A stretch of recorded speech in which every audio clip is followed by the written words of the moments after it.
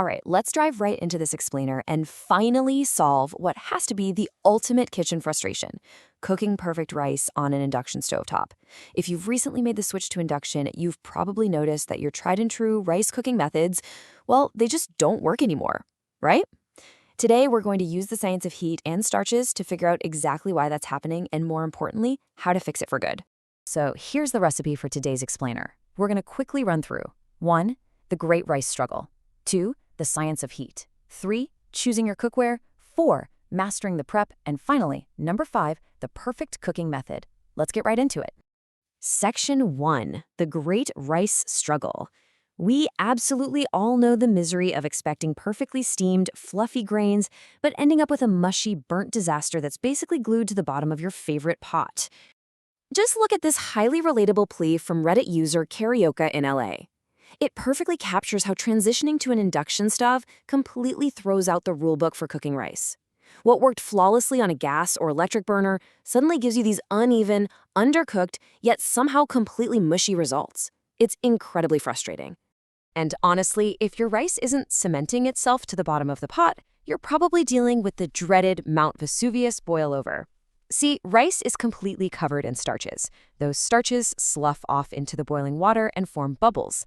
Then, as the steam rises, it violently pushes those bubbles out, basically spitting viscous, sticky starch water all over your pristine glass cooktop. And we can all agree there is literally nothing worse than the hiss of starch water hitting a hot burner. Section 2. The science of heat. To fix these issues, we've got to pull back the curtain and understand the invisible science happening right inside your pot. Normally, standard heat transfer relies on conduction.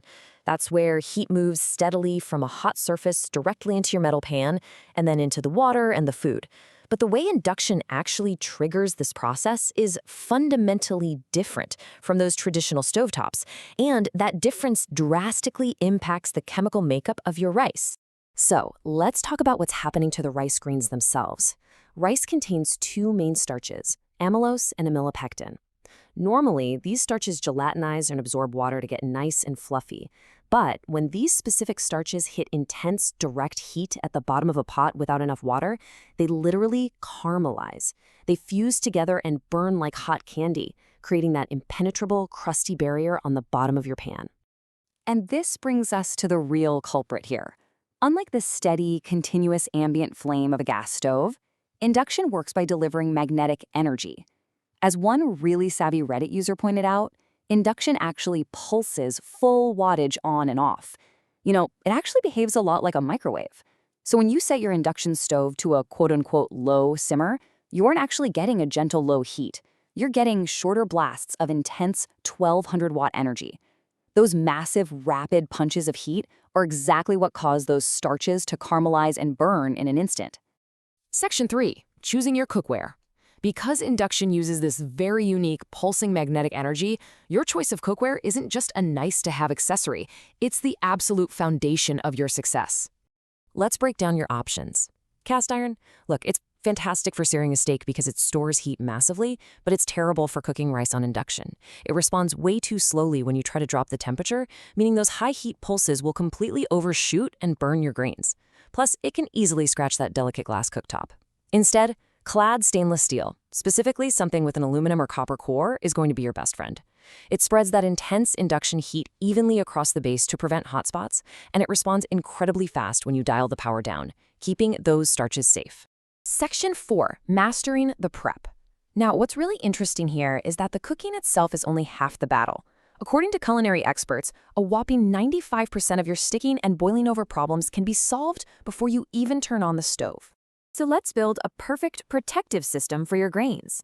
First things first, never ever skip the rinse. Rinsing for just 30 to 60 seconds strips away that loose surface starch that causes the whole Mount Vesuvius boil-over situation. Next, give it a soak.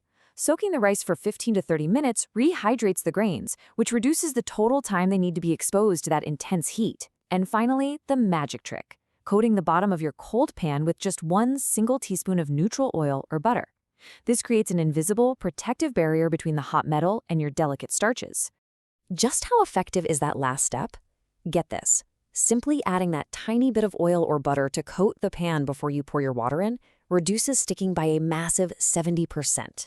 That is an incredibly high return on investment for what, 2 seconds of effort? Now, water to rice ratios. These are completely non-negotiable. If you don't use enough water, the rice dries out and burns, plain and simple. For standard white rice, you want a 1 to 1.5 ratio. So 1 cup of rice to 1.5 cups of water. But remember, different varieties are thirstier than others. If you're cooking brown rice or a fragrant basmati, you absolutely need to bump that ratio up to 1 part rice to 2 parts water. Section 5, the perfect cooking method. All right, we've got our perfectly measured, rinsed and soaked rice. It's sitting in an even heating, clad stainless steel pot with a nice protective barrier of fat. We are finally ready to cook. To beat those aggressive pulses of the induction stove, you have to follow a precise sequence. Bring your water to a boil first, then add your prepped rice and give it a gentle stir. Now here is the absolutely vital step. Instantly drop your induction cooker down to exactly 500 watts or 100 degrees Celsius. This specific low wattage prevents those magnetic heat pulses from being strong enough to caramelize the bottom layer. Set your timer for exactly 15 minutes, and whatever you do, do not open that lid. Popping the lid releases the delicate balance of steam, drops the temperature, and totally ruins the process. Okay, so your 15-minute timer goes off. Turn the induction heat completely off. But wait, you are not done yet. You have to let the pot rest undisturbed for 10 to 15 golden minutes. Seriously, do not peek.